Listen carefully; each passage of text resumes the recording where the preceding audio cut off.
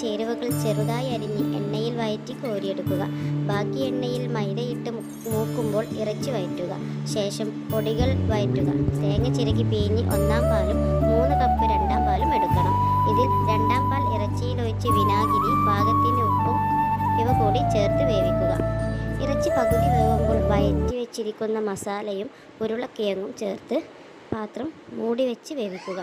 ചാറ് കുറുകുമ്പോൾ 1-ാം പാൽ ചേർത്ത് ചൂടാക്കി ഇറക്കി വെക്കുക.